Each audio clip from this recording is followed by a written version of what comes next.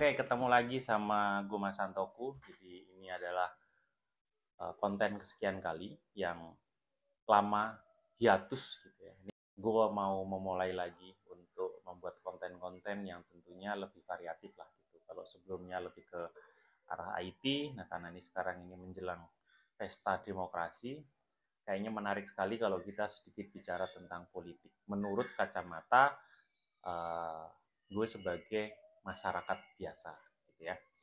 Nah, di samping gue ini ada teman yang sangat spesial ya. Jadi ini teman seperjuangan ya. Dan ini seorang fisiognomi expert ya. Fisiognomi itu adalah ilmu yang bisa membaca karakter orang dengan melalui wajahnya. Nah, hari ini nanti kita akan membahas tentang capres-capresan. Jadi kan hari ini sekarang ini kan sudah ada 3 calon presiden yang secara definitif diumumkan ke publik ya. Nah, kita coba akan bahas bagaimana karakter setiap calon presiden itu kalau dari sisi fisiognomi. Nah, nanti Mas Uat atau Pak Devui yang nanti akan mencoba mengupas satu persatu tentang calon presiden yang sudah ada sekarang ini. Nah, nanti juga kita akan coba komparasikan, misalnya kalau pasangan calon presiden A dengan cawapresnya B atau yang lain, komparasinya seperti apa. Nah, nanti mudah-mudahan ini bisa menjadikan satu hal yang menarik, setidaknya buat kita sebagai masyarakat bisa melihat sisi lain ya, atau analisa calon presiden menggunakan pendekatan fisiognomi. Oke, Pak D. Ya. Kita akan mulai. Iya, betul. Mudah-mudahan ini lancar, rekamannya tidak hilang. Iya.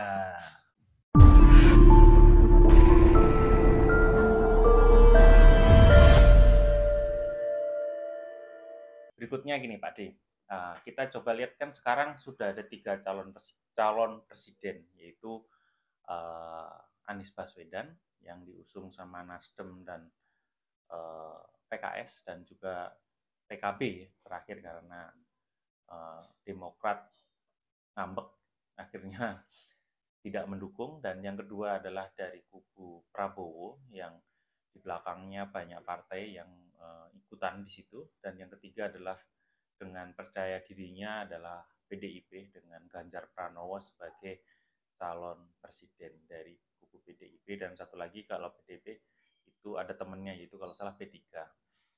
Ada lagi sih partai yang mendukung, tapi partai non parlemen yang mereka tidak punya perwakilan di DPR. Nah, kita coba akan kupas satu-satu Pak D. Pertama kita coba calon presiden dari Nasdem, yaitu Anies Baswedan. Kalau menurut Pak D dari kacamata fisiognomi seperti apa? Kalau menurut saya dari kacamata fisiognomi itu yang menarik dari Pak Anies Baswedan itu bentuk mukanya itu kombinasi antara bulat dan hati. Jadi orang yang bulat sendiri identik sebagai orang yang senangnya diplomatis gitu. Jadi terkesannya muter-muter, padahal dia hanya memilih kata-kata yang sekiranya pas. Intinya nggak to the point gitu kalau to the point, betul. Jadi memilih kata-kata yang sekiranya enak, apalagi saya tadi bilang pencampuran antara bulat dan hati. Jadi omongannya Pak Anies Baswedan itu gimana caranya nyampe ke hati. Jadi dia menata betul kata-katanya. Itu yang menjadi ciri. Makanya sangat kuat diplomasinya. Oke. Jadi intinya Pak Anies Baswedan ini adalah orang yang kalau bicara itu dengan bicara bahasa hati gitu ya. Iya, benar. Bahasa hati. Jadi memang keunggulan dari Pak Anies Baswedan adalah cara ngomongnya ya. Betul. Jadi bagi orang yang mendengarkan itu membuat terlena yang mendengar gitu. Betul. Jadi dengan kata-kata yang keluar itu kita terlena dengan bahasa yang dia sampaikan, menggunakan pemilihan kata, diksi-diksi yang dia sampaikan itu dengan bahasa-bahasa yang membuat kita terlena. Betul. Gitu ya. Itu ciri khasnya dari Pak Anies Baswedan seperti itu. Ada lagi mungkin Pak D yang dari sisi lain kalau selain Pak Anies ini? Yang menarik itu kenapa kemudian Nasdem memilih Pak Anies itu ternyata karena ketua Nasdem atau pendiri Nasdem itu punya karakteristik wajah yang hampir sama seperti Pak Anies Baswedan. Jadi pencampuran antara wajah bulat dengan wajah hati. Cuma memang Pak Surya Paloh dalam hal ini kalau bicara itu memang lebih menekankan pada sisi ketegasan. Ya, betul, ya, ketegasan. Sementara kalau Pak Anies itu lebih humanis. Dan dia atau Pak Surya Paloh menggunakan Pak Anies itu karena memilih Pak Anies, mengusung Pak Anies karena meyakini bahwa Indonesia butuh sosok yang humanis. Gitu. Cukup menarik itu memang. Ya. Jadi kalau dilihat Pak Surya Paloh itu kan tegas ngomongnya. Betul. Tapi lebih cenderung normatif kalau saya. Jadi dia lebih cenderung normatif, bukan sesuatu yang mendetail lah gitu sepertinya. Kalau dia hanya sekitar globalnya saja lah gitu ya kira-kira. Ada lagi mungkin Pak selain itu Pak? Nah yang akan menarik nih kalau ternyata apa ya dan emang udah fix ya ternyata ya bahwa yang dipilih itu adalah Bapak Muhaimin Iskandar sebagai wakilnya. Saya ketika Pak Anies memilih Pak Muhaimin Iskandar, saya ngelihat lah ini ada 3 kombinasi wajah yang hampir mirip antara Pak Surya Paloh dan Pak Anies Baswedan plus Pak Muhaimin Iskandar. Cuma yang membedakan dari mereka adalah kalau Pak Surya Paloh itu lebih identik dengan ketegasan, sementara Pak Anies Baswedan dengan bahasa yang humanis dan diplomatis. Lah sementara Pak Muhaimin Iskandar itu lebih gimana caranya menggunakan bahasa hati tapi versi rakyat biasa. Jadi terkesannya Pak Muhaimin Iskandar itu kalau ngomong itu ceplos-ceplos gitu. Ya sesuai dengan apa kata hatinya. Gitu. Itu menarik sekali karena ternyata kolaborasi antara Pak Anies Baswedan dan Pak Muhaimin Iskandar itu jadi sebuah kombinasi antara pemilik wajah hati dan bulat ya, yang memang pengen membuat Indonesia ini menjadi negara yang sangat humanis, artinya yang tidak otoriter lah. Jadi sangat-sangat apa ya, semuanya itu ini bisa didiskusikan, bisa dimusyawarahkan. Gitu. Menarik ini ya. Ini dari satu calon ya, kira-kira itulah gambaran kilas lah tentang Pak Anies Baswedan dan juga orang di samping dan di belakangnya lah yang mendukung Pak Anies. Jadi apakah nanti ini menjadi pilihan terbaik buat rakyat Indonesia ya kita nggak tahu ya. Tapi karena kita masih ada calon yang kedua, 2 calon lagi yang 2 calon terbesar lagi lah yang kedua yang bisa menjadi alternatif juga bagi teman-teman atau rakyat Indonesia untuk memilih calon presiden yang ya sesuai pilihannya. Iya, betul. Oke. Kita langsung ke calon kedua nih tadi. Ya, kita coba bahas tentang Pak Prabowo Subianto. Ini seorang mantan militer ya, dan dulu adalah menantu seorang penguasa Orde Baru yang cukup lama berkuasa di Indonesia, dan seorang bisnismen yang mempunyai bisnis yang besar dan dengan aset yang triliunan juga. Dan kalau tidak salah sudah 2 kali mencalonkan presiden atau 3 kali calon presiden tapi tidak jadi gitu ya. Nah, apakah nanti di tahun 2024 ini Pak Prabowo mempunyai kans lebih besar atau mungkin apa yang menjadi impiannya untuk menjadi presiden itu terkabul atau terwujud di tahun 2024? Nah, kalau menurut dari sisi fisionomi Pak Prabowo Subianto itu seperti apa, Pak? Nah, beda sama Pak Anies yang lebih pendekatannya humanis. Kalau Pak Prabowo itu orangnya pragmatis itu saklek lah terkesannya. Jadi ketika beliau memutuskan sesuatu, dia akan komit dengan keputusannya itu. Makanya kita sejak dulu kita diperlihatkan betapa dia komit bahwa saya ingin memajukan negara saya. Jadi itu yang dipegang. Makanya setiap ada kesempatan beliau maju. Karena apa? Ada gagasan yang wajib disebarkan. Menurut idealismenya ini harus disebarkan. Dan apalagi kita tahu bahwa Pak Prabowo nasionalis sejati. Jadi kita bisa melihat apapun yang digagas selalu membawa visi misi yang nasionalisme lah. Nasionalisme tinggi. Dan saya kemarin ketika lagi hangat-hangatnya pembicaraan tentang capres dan cawapres itu, saya justru malah memprediksikan Pak Prabowo akan berjodoh nanti dengan Mas Ahaye. Karena kemiripan wajahnya. Ada kemiripan wajahnya. Lagi-lagi kita bicara tentang yang pragmatis, humanis dengan pragmatis yang beneran totally pragmatis. Nah, Pak Prabowo ini totally pragmatis. Beliau kalau sudah concern sama sesuatu hal lurus ya A ya harus A. Tapi kalau kemudian ini jadi berjodoh dengan Mas Ahaye ini lebih bisa ngomong, jadi bisa mengetahui bahasa apa yang sekiranya pas untuk mendekati rakyatnya. Walaupun fokusnya tetap ini semuanya demi kebangsaan. Semangat kebangsaan itu menarik sekali kalau misalnya kita melihat cocokologi ya nanti ya kita misal ternyata betul itu kan luar biasa sekali pertarungan politiknya. Jadi ya karena kebetulan kan setelah Pak Anies mencalonkan mengajak atau menarik Caimin untuk menjadi cawapresnya, ya kan otomatis dari kubu Mas Ahaye kan langsung menarik dukungannya ke pihak Anies dan sekarang belum memutuskan mau bergabung ke mana nih, atau kubunya Prabowo atau kubunya Pak Ganjar Pranowo. Tapi kalau Pak D ini nanti lebih ke arah Prabowo ya? Iya, betul. Itu nanti kita lihat aja apakah benar omongan kita ini dia lebih ke arah Prabowo dan mungkin bisa ditunjuk jadi cawapresnya. Cawapres betul.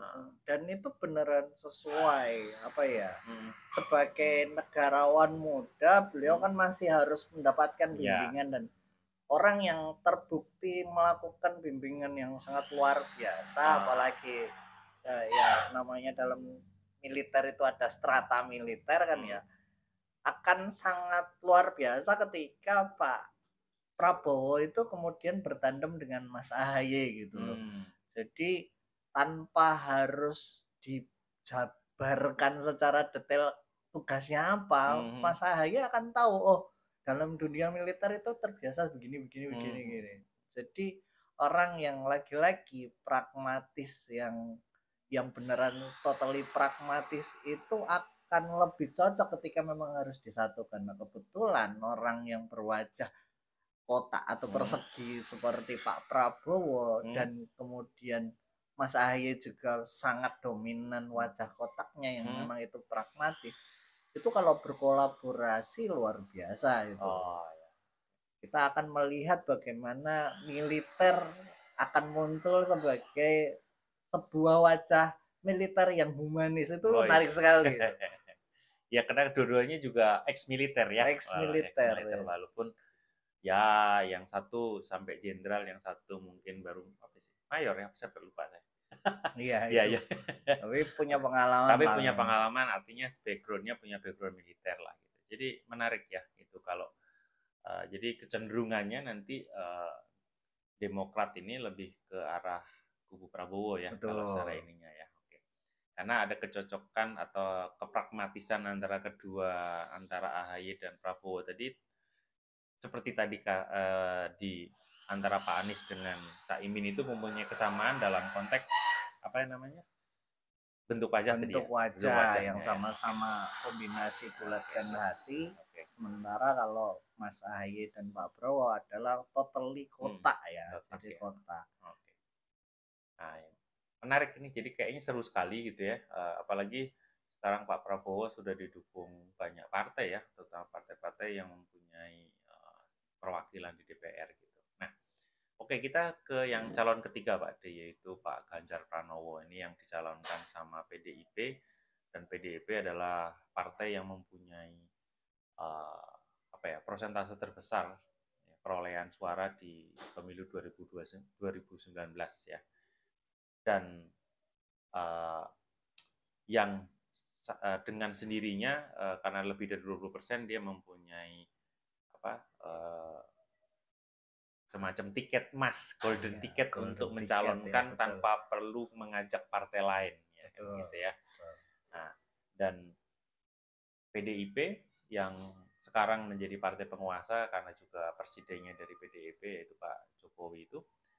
Nah, ini nanti apakah kemungkinan atau kans terbesar dari, sepertinya, karena kalau saya melihat secara apa ya namanya, secara umum aja lah gitu ya, Pak Ganjar Pranowo itu kan tipikal seperti hampir sama lah kayak Jokowi yang dekat dengan rakyat dan lain-lainnya dan sederhana juga gitu ya. Dan nanti belum tahu juga cawapresnya siapa kira-kira ya kan gitu. Kalau menurut Pak D secara fisiognomi ya, Pak Ganjar Pranowo itu seperti apa? Pak Ganjar itu adalah antitesis dari, atau lebih tepatnya ya berkebalikan, Ya, berkebalikan. dengan Pak Anies Baswedan. Jadi kalau Pak Anies Baswedan itu bagaimana berkata, bertutur itu supaya masuk ke hati. Kalau yang Pak Ganjar Pranowo itu bagaimana setiap penampilannya, visualnya itulah yang didahulukan. Jadi kesan pertama, first impression adalah senjata yang seringkali dibawa dan jadi andalannya Pak Ganjar Pranowo. Makanya kesan pertamanya Pak Ganjar itu selalu luar biasa. Betul. Beliau punya power untuk menentukan, wah saya harus menempatkan kesan pertama. Jadi setiap kata yang keluar pertama kali itu pasti der, kalau nggak der ya ger gitu. Ya. Jadi emang sih kalau saya ngeliat kan, karena dari media sosial yang sangat aktif itu Pak Ganjar sangat aktif sekali kan. Di YouTube-nya juga hampir di semua sosmed Pak Ganjar ini punya akun, dan akunnya isinya ya semua yang berkaitan dengan apa aktivitas beliau setiap hari ya. Kalau saya lihat memang dia dekat dengan rakyat. Dia selalu menyapa, dia selalu punya hobi yaitu lari pagi. Kemanapun di daerah lari pagi, dan setiap lari pagi ketemu dengan rakyat, menegur. Dan karena pendekatan yang kalau saya lihat itu pendekatannya itu langsung nih, bukan hanya omongan. Kalau saya lihat itu hanya dia langsung ke rakyat, ketemu langsung, ngobrol, dan dengan menggunakan bahasa yang sama lah gitu ya, secara strata komunikasinya itu sama, sehingga mengesankan memang Pak Ganjar ini dekat sekali dengan rakyat. Nah mungkin kalau ini mungkin tidak, ya nggak beda jauh lah sama dengan Pak Jokowi yang juga sering turun ke ke lapangan, dekat dengan rakyat, menyapa dengan gaya yang sederhananya. Mungkin apakah ini ciri dari PDIP sebagai partai marhainis atau gimana, kurang tahu juga. Tapi yang jelas ini menarik gitu ya. Kalau misalnya nih Pak Ganjar ini kan dengan style seperti itu, apakah nanti gimana kalau menurut Pak Dis secara fisiognomi nih ya, pendekatan fisiognomi dalam konteks apa gimana ya, kepemimpinan dia nanti ke depannya seperti apa? Jadi saya tadi belum bicara tentang cirinya Pak Ganjar. Pak Ganjar ini tipe wajahnya unik, tipe wajah diamond atau tipe wajah berlian. Berlian itu adalah sisi tegas dari wajah hati. Jadi beliau itu walaupun sangat terkesannya spontan sekali, tetapi apa yang beliau lakukan itu seperti 1-10 langkah lebih cepat gitu loh daripada orang kebanyakan. Jadi tipikal orang yang berwajah berlian itu selalu punya gagasan 1 langkah ke depan. gitu. Jadi seolah-olah dia adalah pionir dalam segala hal.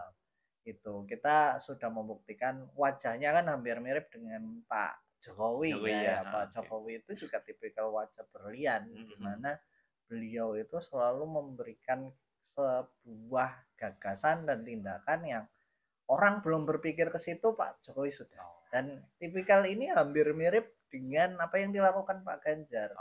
Cuma bedanya kalau Pak Jokowi lebih terlihat sekali apa ya, sopan santun ala Jawanya. Kalau Pak Ganjar ini lebih ke apa ya, tipe selonong boy lah, selonong boy. Yang penting ibaratnya kalau orang Jawa generasi muda itu direpresentasikan sama Pak Ganjar. Jadi bagaimana representasinya berlian muda dari Jawa itu Pak Ganjar Pranowo. Kalau berlian yang sudah matang itu ya Pak Jokowi. Itu sangat sangat terlihat sekali, makanya setiap kali Pak Ganjar melakukan sesuatu kok hampir mirip. Apakah itu sebuah kesengajaan? Tidak, karena itu memang salah satu ciri dari orang dengan wajah tipe berlian gitu. Nah, ini akan menarik nih kalau nanti wakil presidennya oke, nanti ini kita bahas nanti pada ini ya. Oke, asik nih. Jadi menarik nih. Jadi dari 3 calon presiden tadi sudah kita coba bahas secara pendekatan fisionomi, entah itu benar apa tidak ya nanti kita coba buktikan sama-sama ya gitu ya. Nah, nanti akan menarik juga kalau kita coba gaduk-gadukan gitu ya antara ini pasangan capres calon presidennya ini capresnya ini cocok nggak. Nah, nanti seperti itu nanti kita coba akan bahas. Ya, menarik ini.